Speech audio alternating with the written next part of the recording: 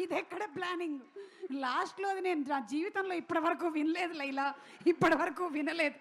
ఇలాంటి వాటికి కూడా ఫెవికాల్ని వాడతారా? ఓకే, సరే అయితే ఒక పని చేద్దాం. సరే, మా మేకప్ అకాడమీ ఏదైతే ఉందో ఈ మేకప్ అకాడమీలోనే ట్రైనింగ్ అయ్యి సోను మోడల్ లైలాగా తయారైనటువంటి సందర్భంగా కంగ్రాచులేషన్స్ తెలియచెప్తూ ఉన్నాము టు యూ. మా అకాడమీ నుంచి మేకప్ ఇంత బాగా నేర్చుకున్నారు, ఇంకేమైనా నేర్చుకోవాలనుకుంటున్నారా? యాంకరింగ్ నేర్చుకుందాం అనుకుంటున్నాను అండి.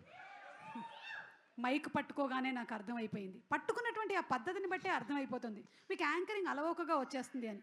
ఇంకా anything else you want to ask నన్ను కానీ, లేకపోతే నేను యాక్చువల్లీ ఒక ఐటమ్ తెచ్చిన, అది ప్రవేశపెడితే. ఒక ఐటమ్ తెచ్చారు? ఎస్. ఒకసారి నాకు తెలియనటువంటి ఆ ఐటమ్ ఏంటో ఒకసారి స్క్రీన్ మీద ప్రవేశపెట్టండి.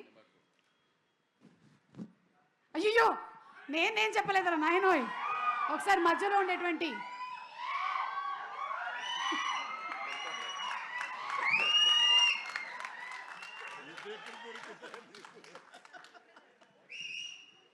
సార్, ఎట్లుండే సార్ ఎక్స్పీరియన్స్ అసలు ఆ గెటప్ వేసుకుని అసలు ప్రపంచం ముందుకు రాగానే? I eagerly wanted to ask this question మీరు వచ్చినప్పుడు. మరి గ్లామర్లో పోటీ పడితే నన్ను దాటిపోయావయ్యా. ఇక్కడంతా కొంచెం కళ ఎక్కువైంది, నీ దగ్గర మాత్రం బొద్దుగా ఉండేసరికి ఆ కళ అసలు వేరే. నాలాంటి వాడికే కొంచెం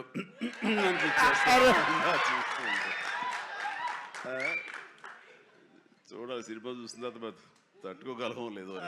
thank you so much sir, ఈ కాంప్లిమెంట్ లైఫ్ టైం గుర్తుపెట్టుకుంటాను. Love you sir. నేను చూసే కొన్ని డికేడ్స్ అయిపోయింది ఇది ఫొటోస్ చూసి. Thank you. But as actor I know sir, అంతమంది ముందు ఒక గెటప్ వేసుకొని బయటికి రావాలంటే definitely one of the inspiration అనుకుంటా sir. Thank you so much sir. Good. Chiranjeevi గారు, ఒక క్వశ్చన్ అండి. ఆ రోజు మీరు ఆ గెటప్ వేసినప్పుడు మీ అమ్మగారి రియాక్షను, మీ ఆవిడ గారి రియాక్షను ఏమైనా గుర్తున్నాయా? వాళ్ళు నన్ను చూడలేకపోయారు, అసలు కనపడదు, మరి మీసాలు పెంచుదాకా మా ముందుకు రాకండి అన్నారు.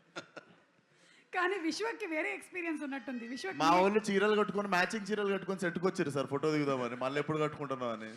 ఆ టైంలో షూటింగ్ టైంలో నేను అప్పుడు మీసాలు తీయలేదు. జంజాలుగా మీసాలు తీయాలి అని అన్నప్పుడు ఒకటే కండిషన్, ఒక 60-70 మంది పనిచేస్తున్నారు యూనిట్లో, అందరూ తీస్తేనే ఆఖరి తీసావు నేను అవుతానని అందరితో తీయించాను మీసాలు.